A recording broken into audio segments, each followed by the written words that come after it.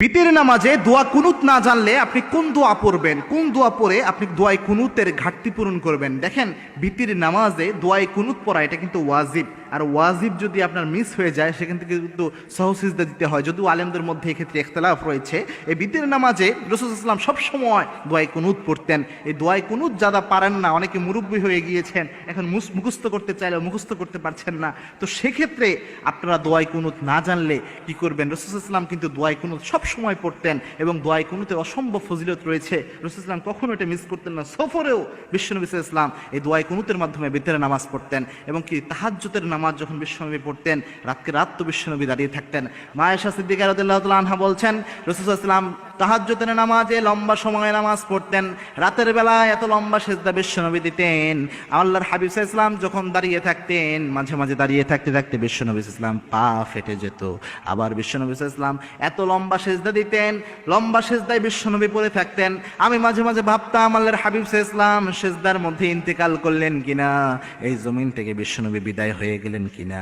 আমি মাঝে মাঝে বিশ্বনবী সাল্লাল্লাহু আলাইহি ওয়াসাল্লামের পায়ের মধ্যে চিমটি কাটতাম, বিশ্বনবী পা নাড়াতেন, আমি বুঝতে পারতাম বিশ্বনবী জীবিত আছেন, রাসূল এখনো জীবিত আছেন। এইভাবে রাতের বেলা বিশ্বনবী তাহাজ্জুদ পড়তেন। আমরা তো এইভাবে পড়তে পারি না।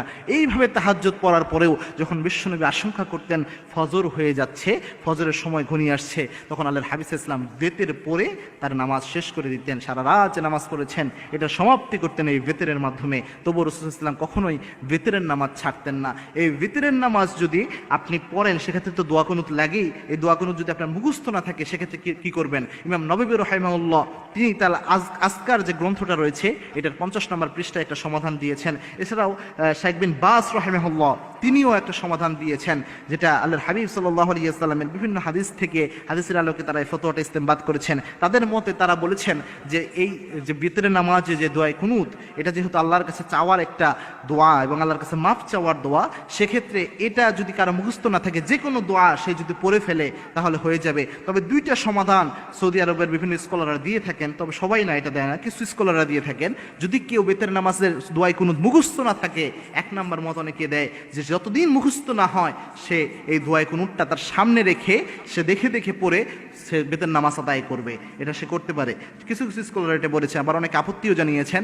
আর কিছু কিছু স্কলাররা বলেছেন যাদের মুখস্থ হয় না তারা যেটা করবে, তারা অন্যান্য দোয়া পড়তে পারে, যেমন রব্বানা আতিনা ফিদ দুনিয়া হাসানা ওয়া ফিল আখিরাতি হাসানা ওয়া কিনা আযাবান নার। এই যে দোয়াগুলো রয়েছে, রব্বানা হাবলানা মিন আজওয়াজিনা, এই দোয়া না, যেগুলো দোয়াগুলো আপনার রয়েছে দুনিয়া আখিরাতের কল্যাণের জন্য, আল্লাহর কাছে মাপ চাওয়ার জন্য, এবং কি যে দোয়াগুলোর মাধ্যমে আল্লাহ রাব্বুল আলামিন আপনাকে গুনাহ মাফের ঘোষণা দিয়েছেন, এই যে কোনো দোয়া আপনি পড়তে পারেন। এই দোয়াগুলো যদি আপনি পড়তে পারেন আল্লাহ রাব্বুল আলামিন কিছুটা হলেও ফজিলত দান করবেন। তবে মনে রাখবেন, বিতের নামাজে দোয়া কুনুত পড়া এটাই হচ্ছে সুন্নত। আপনি দোয়ায় কুনুত পড়বেন, এটা রসুলের দেওয়া পদ্ধতি। সুতরাং যে কোনো মূল্যেই আপনার আমার উচিত হচ্ছে দোয়ায় কুনুতটা মুখস্থ করা। আমরা তো হাজার জিনিস মুখস্থ রাখতে পারি, এই ছোট্ট দোয়া আমরা যদি বারবার পড়তে থাকি প্রতিদিন, অবশ্যই এটা মুখস্থ করা সম্ভব।